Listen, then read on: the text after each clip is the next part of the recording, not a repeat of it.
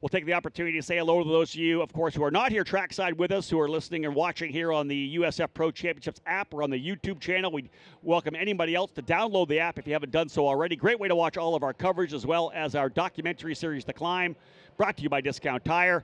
It's time to go racing for the first of 4 events on the weekend here for the USF Pro Championships. The Pro 2000 drivers working their way out of turn number 11. Again, on the inside row, outside D'Orlando. Time to go racing in Toronto. They're getting ready to roll to the loud pedal, and we are green, green, green, as they'll rock their way down into turn number 1.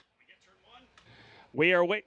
Turn 1 camera not coming up. We got it. We just lost the turn 1 camera, so we're going to pick it up out of turn number 2. Clean and green so far through turn 2. They'll work their way down now the long back straightaway, Lakeshore Boulevard. No traffic here this morning. A straight run down to turn number 3. Good jump for De Alba. I believe he goes into second spot, but the leader, Rowe, rolls him down. How about 2 wide, maybe 3 wide? Big lock up further back for Kiko Porto. Everybody trying to find room coming out of turn number 2. You've got to work yourself, got to give some room to the drivers beside you. You see them 2 wide coming into turn number 5. Todd, so far, a clean opening lap. I can't believe that we are still seeing some of these drivers 2 by 2 going through corners, 4, 5, and now 6, all battling for positions and keeping it off the walls. Key is the opening lap is the easiest time to overtake. Obviously, everybody's so close. If you make the move or the right move, you're able to come out with the corner. Here comes Jack William Miller trying the outside there on Kiko Porto. I think either Porto or potentially Miller able to get by, I think, Bajoy Garg. So everybody's settling in. We'll give you a full field rundown when they work their way out here for the first time. Remember, cold tires, drivers tiptoeing around a little bit because you got to get some heat into these tires, and we know how difficult the 8, 9, 10, 11 complex has been so far. Back through turn number 1, and they'll roll through. Rowe, your leader. De Alba, the Mexican, able to jump to second ahead of D'Orlando.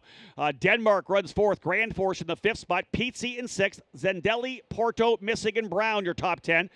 Jack William Miller, who started back in 16th position. A great start for him, up 5 spots to 11th. There's a side-by-side move there. That is going to be Pizzi trying to the inside of Grand Force. Looks like both drivers able to continue.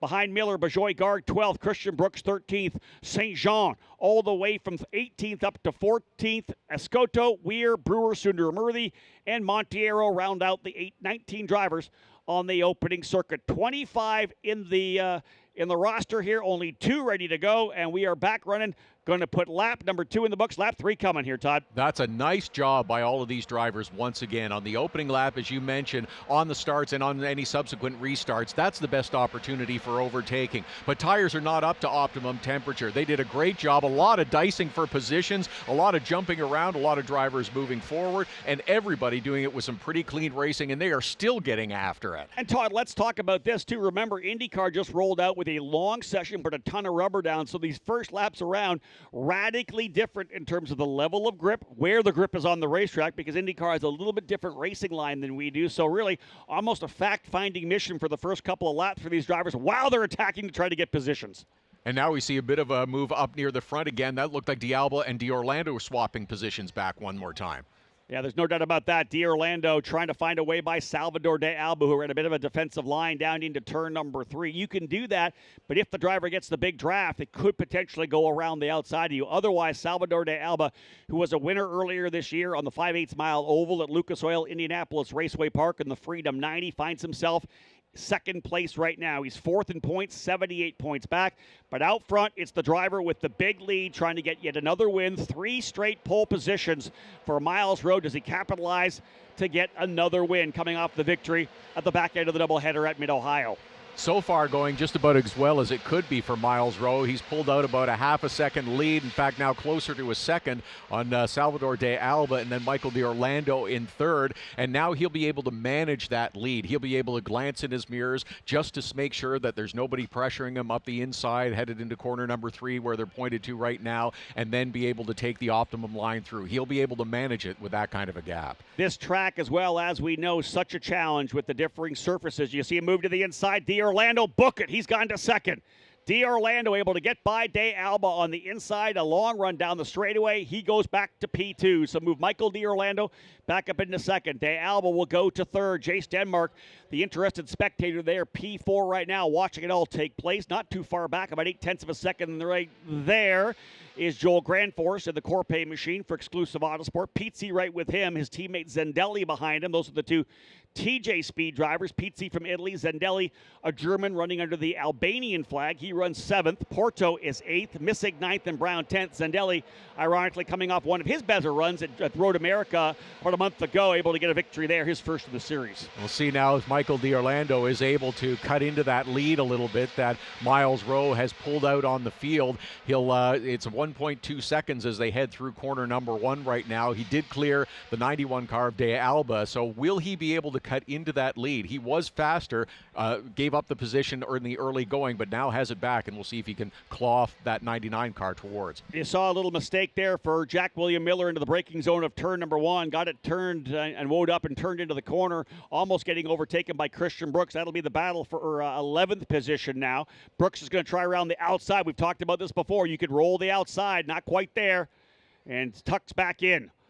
So again, Rowe, D'Orlando, De Alba, Denmark, and Grandforce, top 5. 6, Zendelli, as these drivers are battling out. That's the 7 there of Bejoy Garg, scrapping in there with Brooks and Miller.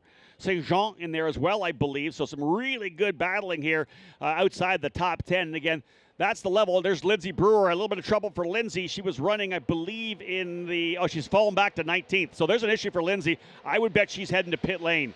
I think maybe an issue for Lindsay Brewer. We'll see whether or not she's coming into pit lane. Indeed, she has. So an issue for Brewer, driver out of California in the Exclusive Autosport C4 Smart Energy Machine. She heads to pit lane, and we'll see if we can't dial her back in for race number 2. Otherwise, Rowe up front, 0.4 of a second. Todd the lead here. 5 laps in, only a fifth of the way through a 25-lapper. And we'll be interested to see how this goes after 5 laps and heading down to 6. Michael D'Orlando has cut that gap to Miles Rowe significantly on this first lap, and we see the battle starting once again between D'Orlando and De Alba one more time. Yeah, watching what's happening here, that's one of the drivers who's further back. Somebody's had an issue. I wonder what, that's Yuvan Sundaramurthy. I'm wondering whether Sundaramurthy and Brewer potentially getting together, because Brewer's gone to pit lane. Sundaramurthy, that's him there. That's the leaders coming up. So Sundaramurthy's to the point where he is getting eaten up here by the leader. So something must have happened on the racetrack, likely between both of those drivers. So there's first and second. They're closing up, and a big slide there for De Alba. Coming through turn number 8, Todd, this has been a fantastic angle for us to watch. These drivers really having to pedal those cars coming across the pavement to the concrete, back onto the pavement on the other side of turn number 8. And then coming out of that brand new asphalt right kind of in the middle of corner number 11 as they head back out onto the front straight. And Miles Rowe is feeling the pressure right now from Michael D'Orlando. He's going to have to navigate the lap traffic and the slower traffic in front of him. That is Lindsay Brewer back out on track as well. So he's going to have a few cars to navigate as he fights for the top spot. Yeah, both Brewer and the issue there for Sundaramurthy being told potential light rain around the racetrack as well. Look at D'Orlando going to work. Those drivers getting out of the way. Nice job for D'Orlando. Nice job as well for Lindsay Brewer. Sundaramurthy staying out of the way, because D'Orlando putting a ton of pressure right now. They're all trying to find a way by. Everybody diving now to the inside of Brewer. She's doing a good job staying out of the way. Back on the throttle. Good job there for sure as Jonathan Brown now coming through from P10. But D'Orlando, he knows he has to beat Rowe to try to win the championship. These two drivers fought it out all the way down to the finale at Portland last year for the championship. It was actually Rowe and Denmark who were P1 and P2 in the championship going into the finale. D'Orlando was third. All that contact on the racetrack at Portland ended up with D'Orlando getting the win. But it was here in Toronto where a late move into turn number 8 put D'Orlando in front of Rowe, brought him back into the championship equation. So these drivers have some history. Let me just set it up with that. Potentially if something should happen here, because right now D'Orlando needs points. He's a long way back, Todd, 82 points back. He can't leave anything on the table. No, and that's why he's fighting so hard to try to reel in Miles Rowe as quickly as he possibly can. Just 0.3 of a second as they head down towards corner number 3 again. We saw D'Orlando on the outside last time. He's looking around the outside again, but making that pass on the outside is so difficult, and you see he can't get it completed by corner number 3. You almost have to be a half a car length in front coming into turn number 3, where you can pinch that that driver down, because the guy on the inside is going to push by the apex a little bit. He's not going to keep it super tight on the right-hander. He'll go drive a little bit deeper in, and that's what Miles Rowe is doing. For D'Orlando, if he gets just that little bit farther forward, he gets to pinch down potentially. And again, I always say this, it's the entry to 3, but it's the race up to the apex of 4. Whoever is able to get up to the wall on the outside coming into turn 4, that's the driver who has that position going to turn number 5. The other thing that Michael D'Orlando is doing right now is looking for other opportunities where he may be able to get an advantage on Miles Rowe. Coming through corner number 8 a couple of times, Miles Rowe has slid that car just a little bit, and D'Orlando has handled the corner better. Notice he's right up on the gearbox heading through corner number 1.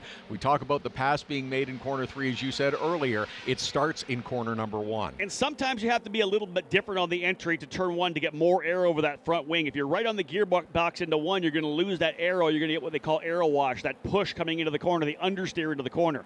Not able to get it done again, and right there is D'Alba ready to capitalize. A Grand Force, I believe, has gone by. Yes, Joel Grand Force, the exclusive auto sport machine's been able to get by, and I think Zendelli passed Pizzi as well. So some action here coming into turn number 3. There's another battle further back there. That's Miller scrapping it out with Christian Brooks and Lucas St. Jean. So a lot of action, even outside the top 10. That's it right there. That is essentially, I want to say 12th, 13th, and 14th coming through. This is the lead group, though. And look at these 2 exclusive Autosport cars dialing things up. Grand Force has gone back to P4. D'Alba 3rd.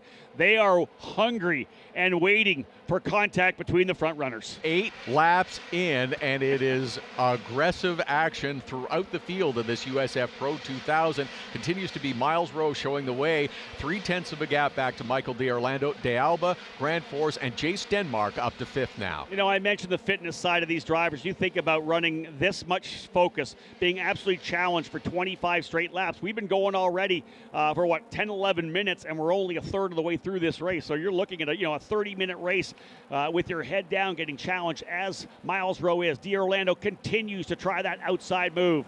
And of course, again, D'Alba not close enough. If he was there, he probably wouldn't try that outside move, because D'Alba may come to the inside to try to take the spot. The other opportunity, as Michael D'Orlando continues to work the outside, is getting the attention of Miles Rowe and expecting him on the outside lap after lap.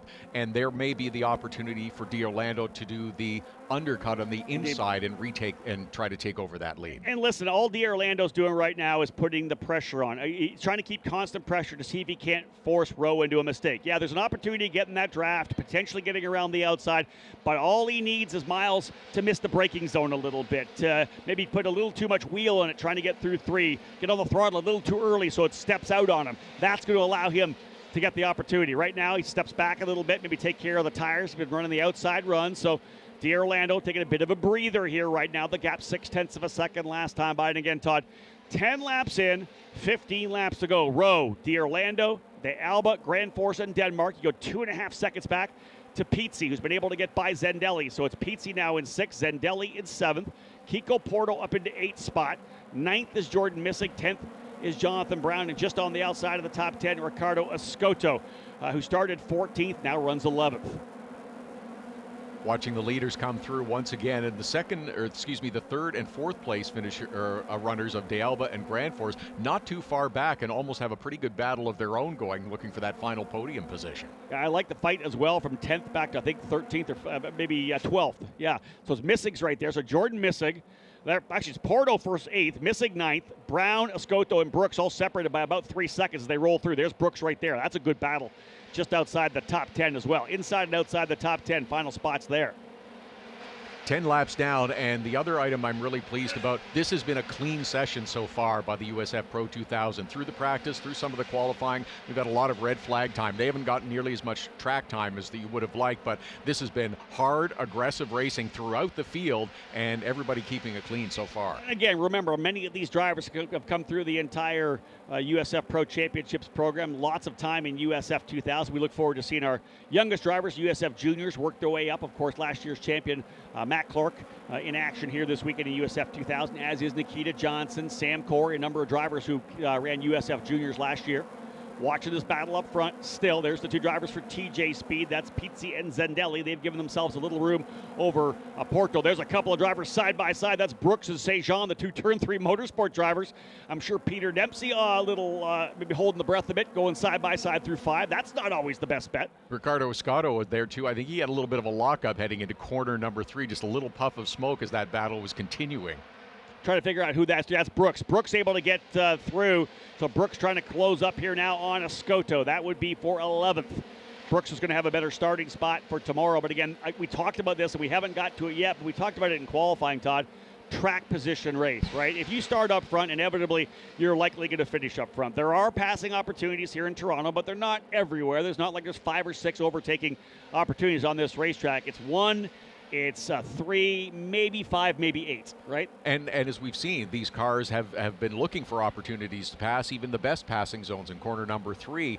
We've seen Michael D'Orlando, who's tried the inside, the outside for the most part on Miles Rowe, hasn't quite been able to reel them in. The cars are very equal. It is up to the drivers behind the seat to find their way forward. Indeed. Rowe, D'Orlando, De Alba, Grand Force, and Denmark have 2.5 seconds back to Pizzi. The top 5 separated by just 3 seconds, and it's a half a second between first and second. De Alba, you can see right there in third. Grand Force fourth as they work their way through turn 8.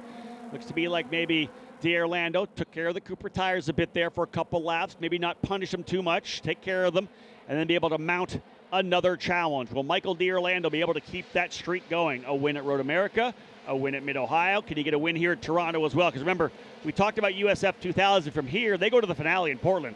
These guys have one more doubleheader at the Circuit of the Americas in Austin, Texas, so more racing still to come for the USF Pro 2000. So it's not locked and loaded yet for Miles Rowe as the point leader. Just approaching the halfway point in this 25-lap race. Miles Rowe out front, Michael D'Orlando running second, less than half a second behind. How much information will these drivers get from their teams as well during this race? Will they be looking at opportunities for Michael D'Orlando to create, and also maybe reminding them, remember, we're only halfway. You do have to look after those Cooper tires. Todd, it's really interesting because drivers all have their own personal preferences of how much chatter you're going to have on the radio. Some guys like to be told all the time, keep me updated. I want the splits. What's my gap to the guy behind me? What's my gap to the guy in front of me? A lot of guys want a lot of information. Others, maybe more of a Kimi Räikkönen, like leave me alone, I know what I'm doing. You know, like literally a lot of guys don't talk at all. That's the same for the NTT IndyCar Series. Some guys like chatter, like insight and input information. Others want to hear nothing. And I think the same thing goes for a lot of the drivers here. Oh, we have contact. We have a incident. We have a driver here. It's Jack William Miller. He's been involved, and I believe that's Lucas St. Jean, the Canadian as well. Contact in turn number 5. Caution is out. That will close the field up, and both those drivers appear to be moving in the cockpits of these USF Pro 2000 cars, but that's some significant contact, and we do have a replay of this incident as the AMR safety team arrives on the scene very quickly. So let's have a look at this. We're getting the exit part of the corner. There comes Jonathan Brown through. Down to the inside comes Lucas St. Jean. Just simply made a move to the inside and was not able to complete the corner. Maybe a little of an over-aggressive move down to the bottom. You have to be able to get through. Jack William Miller really had nowhere to go. He wasn't able to turn back in. St. Jean coming into the corner, full on the wheel. You know he was. And I always say this. Cooper tires, any racing tire, there's only 100% adhesion. If it's 100% on braking, none of it's on turning, right? There's always that balance back and forth. It's 50-50. He probably needed to release the brake a little bit there to try to get the car to turn, but a move to try to see if he can't go into P13, not able to get the job done. And we didn't get a look back a little further where those two were coming through corners 3, 4, before that hard left-ender to come into corner number 5. Did St. Jean have a run up the inside of Miller a little bit? Again, you want to get to corner 4 first to help set you up for corner number 5, and it didn't look like Lucas St. Jean got there. Well, you wonder whether or not as well did something happen to Jack William Miller in 3? Did he get on the throttle? Did he get loose? So to the point where Luca was like, okay, I'm going to be able to capitalize on this. He's not getting the run out like I am. When he goes to the inside, I'm making that move to the inside of 5. You can make that move happen, but you got to make sure you're able to get around the corner. And Luca obviously got it in there, had to lock up on the brakes, the entry speed a little too much, not able to get the car turned up. And again, at that point, straight off into the wall. And as I said, Jack William Miller, really nothing he could do there at all. The pass was coming from the inside. He wasn't able to get back around the racetrack. So A couple of drivers involved in a lap 14 incident in turn number 5, and that will essentially eliminate the lead that the top 5 drivers have. Remember, they had 2.5 seconds back to Francesco Pizzi and Liram Zendelli. Both those drivers now are going to get an opportunity to fight their way back. 15 down, 10 laps remaining here. The opening of 2 races here for the USF Pro 2000 drivers, part of the Cooper Tires Grand Prix of Toronto around this 1.786 mile racetrack. Miles Rowe continues to lead and held off challenges for 14 laps from Michael D'Orlando, trying around the outside at turn number 3. This thing is definitely not done yet, because I'll guarantee you restarts here in Toronto are exciting for sure. It's a long run down into turn number 1. De Alba and Grand Force, the 2 exclusive Autosport drivers, having good drives thus far. 3rd and 4th. Jace Denmark, who was 4th for a time, back to P5. Again, new life breathed into the expectations of Pizzi and Zendelli, 6th and 7th. Same goes for Kiko Porto, Jordan Missig, and Ricardo Escoto. Drivers benefiting from the incident: Christian Weir moving from 15th to 13th. Bajoy Garg, Nicholas Montiero moving up as well.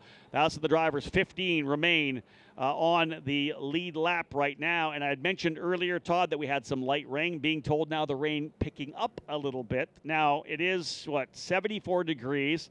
As we know, the pavement normally will evaporate it, but if it keeps coming in any kind of consistency, this could be interesting. These drivers have to know it's coming and be able to understand the feel of the racetrack to see what happens here. Just another variable for these USF Pro 2000 drivers to have to deal with, the ever-evolving track conditions throughout the weekend as different cars are on and off the track. This is the opportunity now, past the halfway point, a little bit of a reset. Everybody can settle themselves down just a little bit, do a little weaving back and forth to try to keep some heat in those Cooper tires. That also helps keep the moisture off the racetrack as well. But as you're perhaps approaching corner number 1, or more likely corner number 3, how much of that rain are you going to have on the racing surface? Are you going to be able to brake as late as you have on any of the previous laps? And that's what these drivers are going to have to judge once we do go back to green flag conditions. So you mentioned, we talked about the fact how much information is coming to the drivers. A lot of it will come on a yellow like this. When the drivers aren't focused on holding position or making overtakes, this is really a good opportunity for the crews to come on, that spotter to come on, the coach to say, okay, settle down, this is what's going on. We'll give you the update on the rain. The drivers obviously will be able to see it on the visor. Obviously we don't have the closed cockpit cars, so they'll see the rain on the visor of their helmets.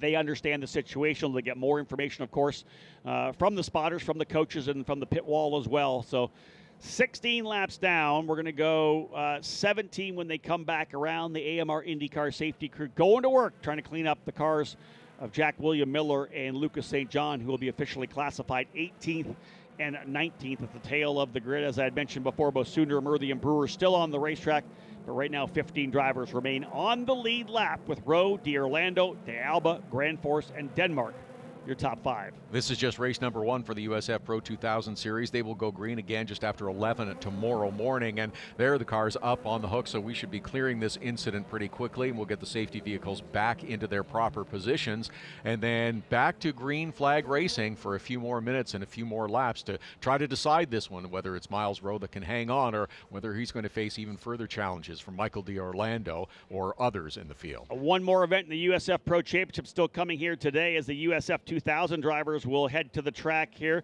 Their green flag set to go around 1:40 this afternoon. So the drivers in USF 2000 will be up next. They are, of course, racing for a scholarship from Discount Tire worth over $433,000. The drivers here, Miles Rowe and the like, going after a scholarship worth over $664,000 to try to move to Indy next in 2024.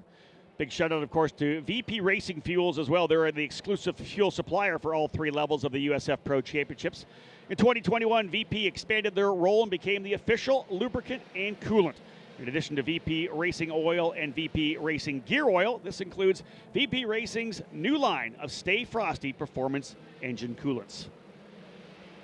So again, I always like to mention that this is kind of the pressing the reset button, because we talk about the physicality of driving these race cars, just the sheer skill that these drivers have learned coming, of course, through karting, into USF Juniors, into the 2000 category, as they work their way up the ladder, trying to get themselves into the NTT IndyCar Series. The mental game is something, Todd, we cannot overlook, because here they have been hardcore racing for 14 laps. Now they have to stop, take a deep breather. then press that reset button, get back into, essentially get back into game mode. And be prepared for a restart in different conditions than they started the race. If you saw the pace car coming by, those windshield wipers flap every now and again. They're not on full time, they are intermittent, but still, there is a few raindrops that these drivers are going to have to deal with. It won't really show up on the surface right away, but trust me, there is a little moisture there. Yeah, and the one thing is, it'll be Miles Rowe. He's the first guy into every corner. Obviously, there's a guy in front of you. You see him struggling, you can back off a little bit. But the guy that's really blazing the trail through every corner, wet or not wet, or however wet it is, will be Miles Rowe. So again, he'll be the first driver down into turn number 1. And that is always an interesting. I've raced myself before. When you start on the pole position, it is tough knowing you have all these guys behind you who are ready to attack, ready to throw it in there. In terms that they use now, the kids use nowadays, they want to send it into turn number 1. So watch for a couple drivers to send it into turn number 1. I just showed my age there, didn't I? Yeah, a little bit, but that's okay. A few raindrops you can see on the camera lens as well, so it's not a hard rain, but it is significant enough to have an impact on these cars. Drivers weaving back and forth as they come around through corner number 8, and looks like we are going to get one more lap under yellow before we go back to green. Yeah, I'm sure race control talking with the driver of our pace car as well to find out potentially what the track is like right now. At this point here, there's not much you can do. It's not like we can stop them and put them onto rains right now. The track is nowhere close to being a rain track. It's still significantly dry, as we know. There is some light rain. We're being told it's going to be a little bit more moist on the track, a little slippery. So I think the drivers are all going to have to kind of watch themselves coming through every one of these corners. And again, this is all about the right foot. This is all about modulating the throttle. When we go, if you ever go rain racing, it's all about the right foot. That's where you control the 250 horsepower. Just roll onto that throttle. The tires are warm as they can. Grip levels are going to be changing. Again, they always say rain is the great equalizer, and for sure, this is definitely going to put this in the hands of these drivers here. Who is able to handle that the best? Who is able to handle what could be changing and challenging conditions here with light rain? For some of the drivers a little deeper in the field, it may present an opportunity. Not an opportunity that you want to be charging headlong in and over driving the car into corner 1, 2, or even 3, but an opportunity in that someone ahead of you makes a mistake. You still have to have your wits about you to understand what happens and to take advantage if there is a mistake in front of you. Indeed, it's being being cognitive of everything that's happening around you, seeing, looking ahead, looking 2-3 cars ahead as well. What's going to happen up there? We may be going to green this time by. If indeed we are, we'll put lap 19 in the books. That means we'll have 6 laps remaining in what looks to be challenging conditions. Again, these drivers, some of the absolute best. This is the best field that we've had, the largest field, first and foremost, in this USF Pro Championship program we've had in over a decade, and the quality of the drivers in this series. Again, we talked about the drivers who have moved up from USF 2000, others coming in from big series around the world, GB3, F3, F2 for Liram Zendelli. So many great drivers. The depth of talent in USF Pro 2000 this year is not something like we've seen. And again, we'll see what happens here down into turn number 1. If indeed we go green flag racing, it will be Miles Rowe to lead to put lap number 19 down. It'll be 6 to go if indeed we go. No, pace car stays out again. I have to believe race control is not quite sure about the quality of the racetrack at this point here. Not going green with the track clean as it is. At this point, circulating around behind the yellow flag. Yeah, clearly there's enough moisture out on the track that it's impacting the decision-making process. They want to make sure that it is safe with these Cooper tire slicks that these cars have, or these tires that they have on that they are going to be comfortable releasing these cars at speed into corner number 1. Yeah, I'm getting a lot of insight. People are dropping me text here telling me that it's sprinkling a little bit heavier now on pit lane. The rain is coming a little bit more. Again, it's such a tough situation for us here right now because we don't want to bring them in and put them all on rain tires and have this go away, because I don't think we're talking about a long rain here. But again, time kind of winding down. 27 minutes in, 28 minutes. That means we still have a number of minutes, still 12 more minutes left in our 40-minute window. So that's at least something to play with, right? 40 minutes in total. But right now, circulating around as we are, if the rain were to stop, it could be a different situation. But right now, obviously interesting as these drivers circulating around this racetrack.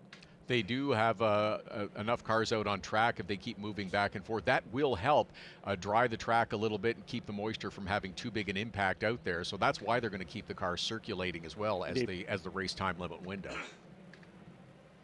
So down back into turn number 3, Miles Rowe more than happy to cruise around behind the pace car. He'd love to see this thing go all the way to the checkered flag, because a couple more wins and this thing's going to be out of reach for the remainder of the drivers here.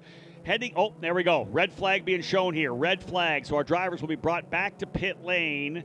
We will hopefully find an update from race control to find out exactly what's going to happen here. Normally when we decide to go to rain tires, we'll give the drivers 5 minutes, because again, this is not an NTT IndyCar Series pit stop. They're not able to roll in and bang it out in 8.5 seconds. It'll be a 5-minute window for the drivers to put on reins if indeed that's the call here.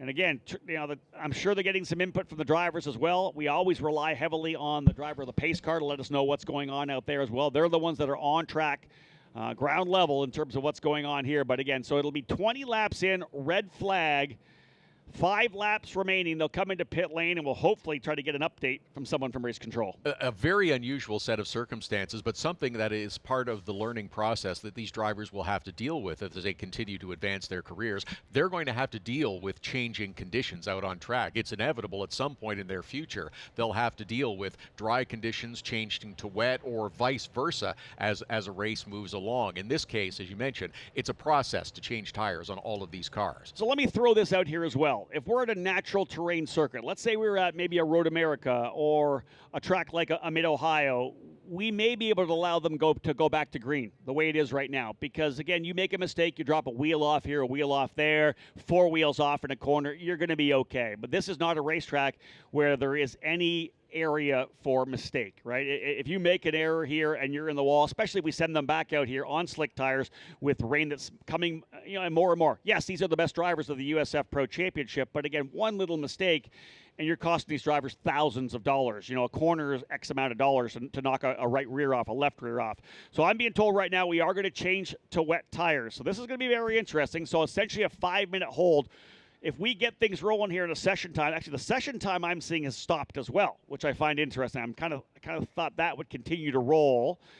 There are, again, when they get back rolling, 5 laps remaining. So we are changing to wet tires. And again, this is going to be wild, because how wet will it be? If it dries up a little bit, I'm hearing it's still kind of sprinkling on track, which is good, because it means we're going to have some wet racing. But for me, I just love the opportunity, the fact that these guys are going to have to go at it for 5 laps on wets. Well, and the first lap around at pace lap speed will be the first laps of the weekend on wet tires for these drivers as well. It's another race lap, too. So, it's another race lap as well, but it is also a whole new feeling from what they've experienced so far in these USF Pro 2000 cars. Yeah, because one of the big things is, again, we talk about Mid-Ohio, Barber, Road America, even Indy on the road course there. They're proper racetracks. These are city streets. So, you've got your grocery getters out there 362 days of the year dropping oil on the track, whatever it may be. And I'll tell you, folks, oil, any kind of oil or rubber on the racetrack, when it hits water, as we know, oil and water do not mix. So slippery. Drivers have to stay off the painted white lines. Unbelievably slippery. Any oil, the track is going to be crazy slippery when they get out here. So they'll tiptoe their way down to turn number 1. But again, this is the opportunity for the teams to get out there. Let's get those tires fixed, 5 minutes, and then we're going to go back to green flag racing. I'll tell you, the excitement of the opening lap were great. The drivers did a tremendous job in the opening couple of circuits. This is going to test them even more, because they're going to be too wide. There's going to be attacks in turn number 3. If you're in the grandstands down in turn number 3, you have chosen wisely. These drivers will head out. It will be very interesting to see, as you mentioned, the painted sidewalks. Also, that amplified, the wet weather will amplify how slippery that is. In addition, the same with the changing surface from asphalt to concrete as well. That changes the feel with the damp racetrack as well. So something else for the drivers to process. Any new asphalt, too, is going to kind of wick out some of the oils from the asphalt when the water first hits it. It's good, like that area coming through turn number 10. I'm glad we're in here right now. We're in the right place. We have our headsets on. We're watching monitors. This is the place to be, because, man, in those cars coming through turn number 10, the way they're going to modulate that throttle, just make sure that car doesn't go around, is going to be absolutely crazy. Now, the Cooper tires, the Reigns are fantastic rain tires. You can see the umbrellas coming for the drivers here on pit lane as well. Miles Rowe in the number 99, going to try to see if he can't hold on for another race win. It's been a great season for him. 3 wins to start the season, Todd, over the first 4 races, 4 podiums in a row. didn't win through the middle part of the season. Was finally able to get one in the back end of the doubleheader at Mid-Ohio just 2 weeks ago. He would not like nothing better to start another streak that could potentially end with him seeing a check for $665,000 at the banquet in Portland. A couple of more weekends to go after this one in Toronto, and it is, I mentioned at the start of the race when he was just sitting very quietly, very calm, very focused. When you meet him, when you talk to him, he's a very different individual. He's got a smile on his face. He's personable. He's engaging. He's a curious and great conversationalist to have a discussion with. But once you get in the race car, that focus changes completely. It's an interesting personality switch. And like I said, he's well spoken and soft spoken. But when the helmet goes on, he flicks the switch, like so many drivers do. But again, a very unique individual, as we've talked about many, many times for Miles Rowe. If you haven't had a chance to meet him, we always say this throughout the weekend. You are welcome to come to the USF Pro Championships paddock. It is wide open. You don't need any credentials. Just get yourself in, meet all of our drivers. They're normally milling around the cars. We'd love to have you come over. They'll have their autograph cards. We had a fantastic autograph session yesterday afternoon, packed for a half an hour. All of these drivers, of course, will be there for the rest of the day tomorrow. Many of them will be around the track, the grounds throughout the day on Sunday, having run earlier in the morning. So get a chance to meet one of our drivers. They'd love to talk to you. And it's indoors. The paddock is out of the rain, so there's the other True. advantage. Well, but the other reason is they're indoors because the IndyCar paddock is also inside. And these drivers want to be around these IndyCar teams. That's their goal. That's their aspirations. They want to be around and learn more as well. Exactly that. A lot of them will spend time through the IndyCar races on some of the pit carts of the IndyCar teams. They've already kind of made connections a little bit with some of the guys there. We've had a lot of mechanics, of course. This USF Pro Championship doesn't just develop drivers. It also develops mechanics that move their way out of our program, working their way up into the NTT IndyCar Series as well. So, again, we see a lot of familiar faces in the NTT IndyCar Series paddock, those drivers who have worked with those mechanics. There's your AMR IndyCar safety crew, a quick little drive around the racetrack here to gauge the grip levels around the facility here. And again, 5 minutes to get the tires changed, then we'll go back to racing. When they get rolling, when they come back across the line, that will be lap number 20. When they get back around to go green, that'll be lap number 21. So 4 laps, I think, is what we're going to have in terms of a sprint race to the end. Wild conditions, unlike anything they've ran this year in terms of running in wet weather. And Todd, as you had said, the first category to run on the wet here this weekend as well, with the changes of the racetrack, new surfaces.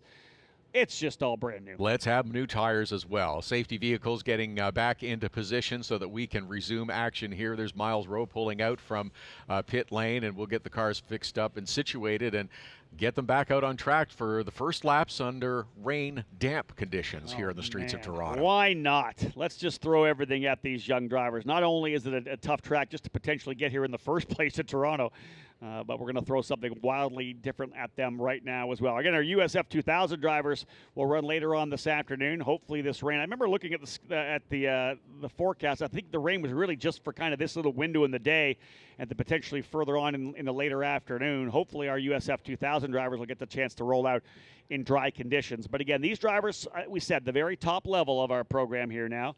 Rain, looks like we're going to get rain for the next hour potentially here. Not sure how heavy. So, hey, shout out to those of you who are still in the grandstands. Love it. You guys are diehards. Thank you so much for being out here and watching these drivers. We know that you enjoyed the NTT IndyCar Series practice session, but we love having you guys in the grandstands here to take an opportunity to watch the future of this program. Now, Todd, we've talked about it throughout the weekend. You look at the drivers who have been here before. Rinus VeeKay, a former USF Pro 2000 champion. Kyle Kirkwood as well. Stingray Robb. David Malukas came through the program. So many young drivers. Devlin DeFrancesco. All those guys. Pato O'Ward as well have come through this particular program. And it has proven to be a successful path to make your way up to the elite levels of open wheel racing in North America, the NTT IndyCar Series. It's why drivers, as you talked about the international field in the USF Pro 2000 and USF 2000 fields, drivers from Europe, drivers from South America, drivers from Mexico will come to be part of the USF Pro Championships because there is a path, because there is a scholarship funding available. Many drivers wouldn't have that opportunity without that funding to move their careers forward. Exactly that. We're providing these guys with opportunity, right? So many drivers from Europe will come over because they'll work their way, they're European karters, they run in an F4 program, whatever it may be, they start getting themselves into the ladder system. Obviously, everybody focused on trying to get to Formula One, but when they get to that place where they realize, hey, this maybe not the opportunity for me, man, I'm going to go to America because this USF Pro Championship, the ladder with the scholarships, even if I don't have the budget, if I keep winning, I'm going to be able to go. We've had drivers who have kept winning. I keep talking about Kyle Kirkwood. The family money is not there for him to get to the IndyCar program. It was not going to happen. So the minute he was able to finally get into USF 2000, won the scholarship there. That took him to the Pro 2000 category, won the scholarship that year as a rookie, moves him into the Indy Next Series, wins the championship there as well, finds himself with Foyt in IndyCar now. A long career, I would expect, with Andretti Autosport. Yeah, no question. He is the prototype for the scholarship program with the USF Pro Championships. So now the drivers out on the rain tires, so we will see if they're going to get a little heat into them, how much they're going to let the drivers circulate around with the pace car, and will we go back to green for 2 laps, 3 laps? How many laps? We'll wait and see. That was my other question. Are we going to go green this time by, or will we give them a couple laps here in the rain just to get a feel for it? Otherwise, again, some of these drivers have not had a chance to run on the rain at a street circuit at all. We had a rain race in this category earlier in the year at the Indianapolis Motor Speedway. Ricardo Escoto was able to move to the forefront in that race for Jay Howard Driver Development. He and his teammate Reese Usajima were able to finish first and second. Those cars were set up nicely for the wet. We'll see how it plays out here. And again, it'll all be about this pace car. Will it head to pit lane, or will it take one more lap around this 1.7-mile racetrack? Again, ready to roll here. Indeed, it's gone. It's into pit lane. How about a 4-lap dash here in USF Pro 2000? Rowe, D'Orlando, De Alba, Grand Force, and Denmark. The entire field of 17 cars remaining on track, outfitted with the Cooper wet tires. First time into turn 1, an exploratory mission for the young American Miles Rowe. One driver spinning already, coming out of turn number 8. We're gone, and we are green flag racing. Green, green, green. Back at it here in Toronto. That is more than a damp racetrack as Miles Rowe heads toward corner number 1 of the field. Fans out behind him. Everybody's trying to get slowed up, and so far, so good. Great move to the inside. I think that might have been Pizzi, or no, it was Zindelli made a great move to the inside of Denmark. The veteran driver of F3, of F2, leveraging that experience as he's able to work his way now up into, I believe, 6th position. Zindelli trying to attack now. No, Zindelli's rather into 5th. Here's your first rundown. Rowe overcooks it. Rowe overcooks it into turn number 1. The point leader has gone off the racetrack. He locks it into reverse, trying to pull back. Michael D'Orlando, the leader. Jordan Missing goes around as well on the exit of turn number 3. And a mistake for Rowe. What did I say? First driver into the braking zone on the first lap. Overcooks it. Can't woe the car up. He has to go into reverse. Michael D'Orlando going to the lead. What a fortunate break for Michael D'Orlando. Again, sometimes you want to be first, sometimes you don't want to be first. And Miles Rowe, who had been so strong in the early going, as we watch for another battle coming up. That's Miles Rowe. 7. That's Miles Rowe scrapping it out right now with Escoto, who has gone off the racetrack going deep. Look at Rowe. He's trying to see if he can't salvage something right now. Rowe, 2 deep into 3. And, of course, the benefit there going to D'Orlando. I talked about the fact that the first guy into the corner was the guinea pig. Everybody else able to gauge off the braking zone of the driver up front. There's a fight further back there as well. That moves De Alba up into 2nd. The man on the move right now, though, is Liram Zindelli, the German, trying to leverage all of his experience as he's able to get by Grand Force as well. Joel Grandforce, the 17-year-old Swede. Oh, way too deep in the corner there for Nicholas Montero. He'll have to take the escape road from 1 that comes all the way back around out to turn number 2. So we'll see him roll back through. There he is right there. Here's the fight further back. That's one of the D-Force cars. I think that might be Pizzi and Porto going at it. And again, what a scrap so far. D'Orlando holding the spot. De Alba running strongly in that 2nd position. Pizzi trying to reel him in. Pizzi almost thinking, I think, more about defense now, Todd, trying to hold back Grand Force. Oh, what a shakeup we have seen in these first 2 laps under the wet conditions now. After the stop, rain tires on. Michael D'Orlando, the beneficiary of Miles Rowe, going deep into corner number 3. And as you mentioned, what is it that Miles Rowe can salvage? Currently running in 8th and trying to fight his way forward for every position possible as we see somebody else clip the tires. That was Zindelli. Zindelli clips the tires on the exit of turn number 8. I can't believe he had no damage. Just hit it the side there. You can see Rowe rolling it hard here with Christian Brooks right behind him. So these drivers hanging it out here right now with the last couple of laps. Lap number 23, I believe, in the books as they come across the stripe. Indeed, D'Orlando, the lead now 1 second over De Alba. Lots of racing further back. Look at Zindelli going at it here with Grand Force right there as well. Denmark getting a better feel for it now. He's trying to get to the inside. That's a fight for the final position on the podium. Denmark right in the rooster tails, and for those of you trackside, you cannot see a thing. The rain lights are on. That's all you see is a blinking light on the attenuator of the gearbox. Into the closing laps of the USF Pro 2000 by Cooper Tires. Michael D'Orlando remains out in front. De Alba in second. Zendelli, Grandforce, and Denmark all battling for third position. Chase Denmark is on it. He is trying to find a way by. De Alba looking to push. This is the toughest part of the racetrack. That is over that brand new concrete patch in turn 5. You could see the drivers barely touching. Pizzi actually using the curb on the inside to try to rotate the car. So is Brooks as he's trying to find a way by his teammate Jonathan Brown. Coming, you see a little more inside run, not the full outside run. Let's see what happens for Denmark. He tries it on the outside. That's the fight for the final position on the podium. Zendelli, Grandforce, and Denmark. D'Orlando trying to hold on, though. White flag will fly this time by. Driver's gone into the barriers. That is the 2 of Jonathan Brown. He's got deep into turn number 8. If he can't pull it back, we're going to go full course. This could be it for this race. The driver is off in turn number 8. Final lap as they've seen the white flag at start finish. They've just got to bring it home. Zendelli trying to run the bottom line of the racetrack. Look at Denmark. He's going to go around the outside of Grandforce. He's going to get the spot. Zendelli holding to the inside on Grandforce. Denmark goes back to P4. And there is Jonathan Brown in the turn 3 motorsports machine off in turn number 8. He's not backing up. You're going to see full course yellow momentarily here to lock in the field. One more run, and there it is. Yellow flag has flown. I don't know that Denmark was able to get by enough. Yellow flag has flown. He has actually gone off. Denmark went off, and so he's going to go backwards. I don't think that will lock the field because he's gone off the racetrack. Denmark tried to go around the outside of Grandforce, and he is going to fall to the tail of the field right now. Michael D'Orlando will win in Toronto. What a turn of events, with the showers becoming a little more persistent, turning to rain, and the track becoming so slick that it forced officials to pull the USF Pro 2000 cars into pit lane to make the switch to rain tires.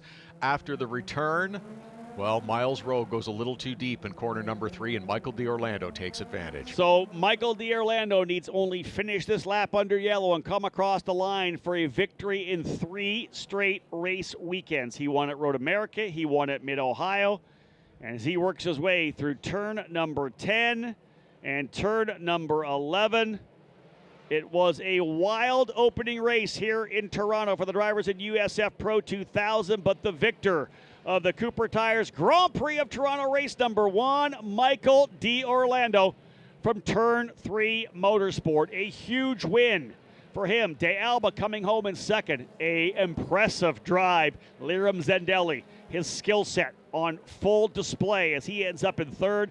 Joel Grandforce in fourth. Kiko Porto fifth. Francesco Pizzi ends up in sixth. Miles Rowe, after that issue, salvages a 7th place finish. Still strong in the championship for points.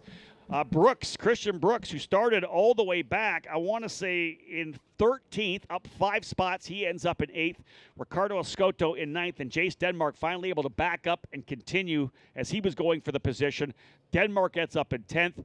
Missig, Monteiro, Weir, and I think, 13 drivers end up wrapping it up on the lead lap. Yuvan Sundermurthy 14th. Jonathan Brown, though, bringing that red flag out, contact off the track in turn number 8. We talked about drivers being in position to take advantage. It didn't necessarily mean being up close to the competitor in front of you. It meant perhaps having a little space so that you could react to what happened in front of you.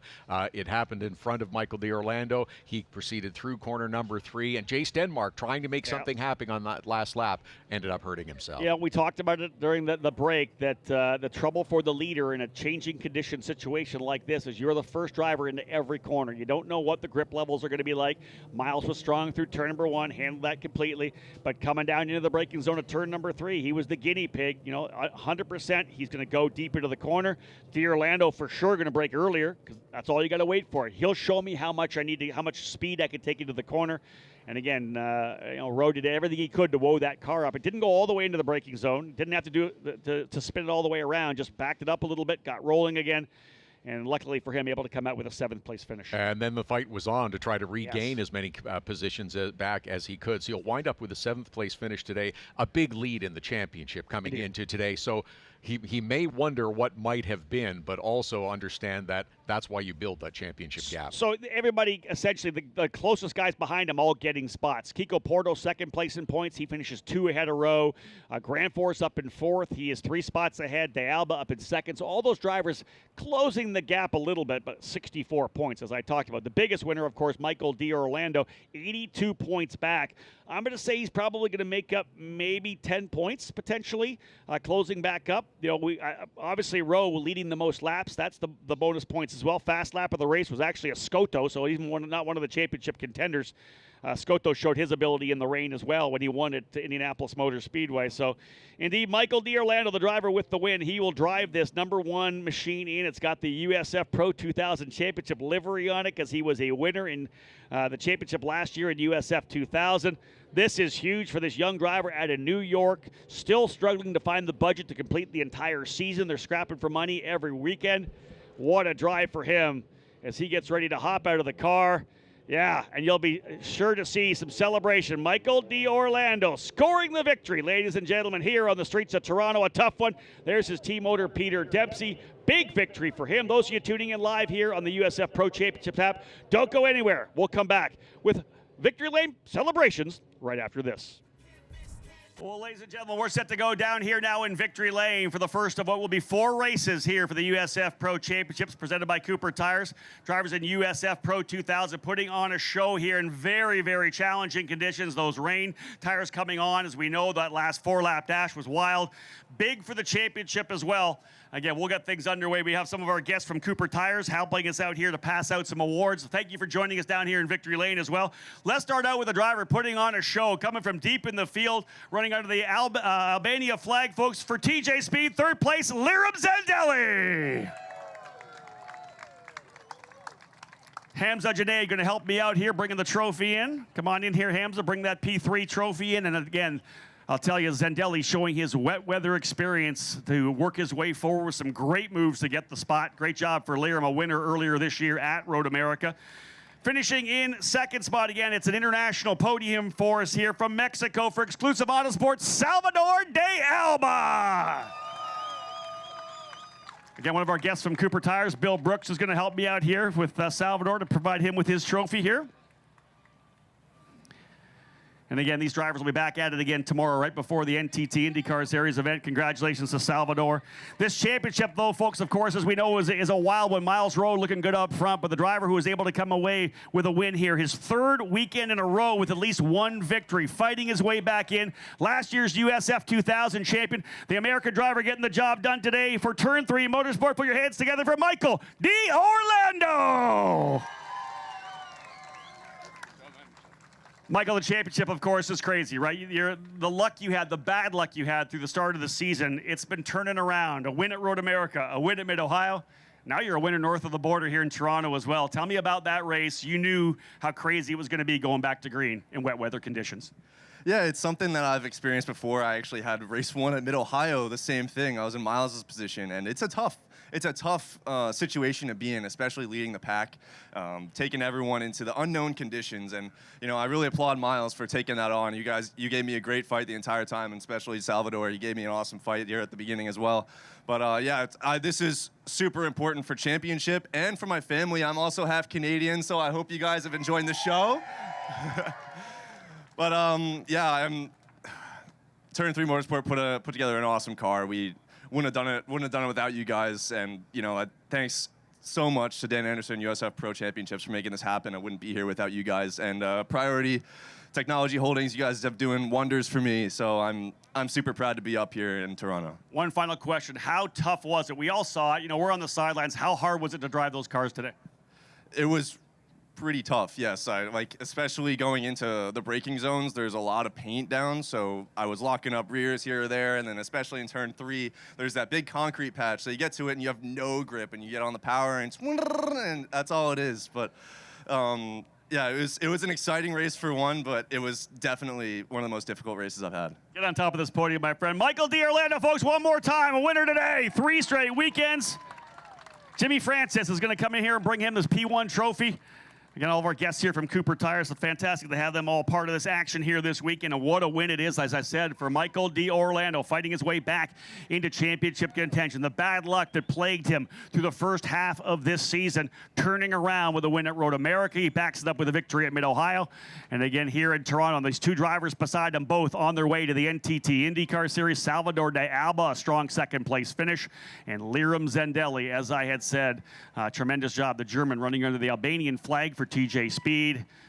Zendelli, a tremendously talented driver. Thrilled to have him as part of our program here in 2023. These are the drivers that you will see in the NTT IndyCar Series in the next handful of years. Just a couple of years ago, this was Pato O'Ward. This was Stingray Robb, Kyle Kirkwood. Those were the drivers on the podium here. Ritas VK. This is where they come from, the future stars of the IndyCar program.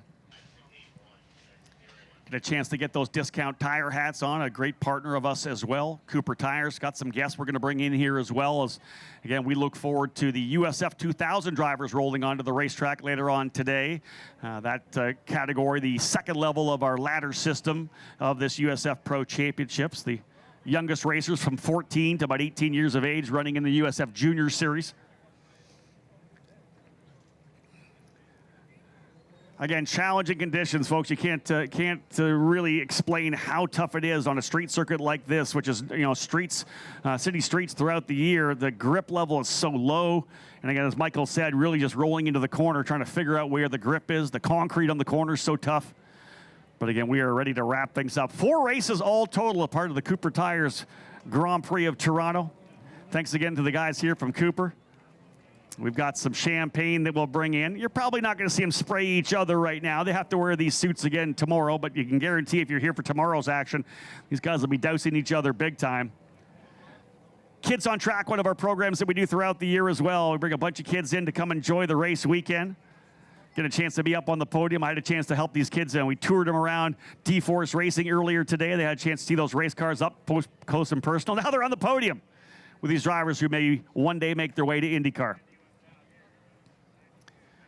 Again, champagne waiting in the wings to wrap up our celebration here of the opening race for the drivers in USF Pro 2000. From here, these drivers will look forward. A couple of weeks down in the late August, we head to Austin, Texas, and the Circuit of the Americas before we cap off the season. The finale at Portland International Raceway on Labor Day weekend. That's where we'll hand out over $1.6 million in scholarships for drivers to move up the level. Again, the drivers of these category racing for over $640,000 to move into the Indy Next Series in 2024. That, of course, series just one step away from the NTT IndyCar Series. So again, the celebration will continue throughout the day for Michael D'Orlando, but all 3 of these drivers and the remainder of the 19-car field are going to have to fight it out again tomorrow as they'll wrap up the doubleheader tomorrow afternoon. Actually, early morning, right up, I think 11:40, something like that, for our green flag. So essentially, these drivers will race right before the Honda Indy Toronto lights things up here on a beautiful Sunday. We'll cross our fingers that we don't have any rain. Certainly a challenge for us here today. So there we have it, folks, wrapping things up here in Victory Lane. Champagne coming out here. It's time to have some fun for the drivers who are able to work their way to the podium in treacherous conditions. D'Orlando, De Alba, and Liram Zendelli, boys, grip it and rip it. Champagne time for USF Pro 2000. Congratulations.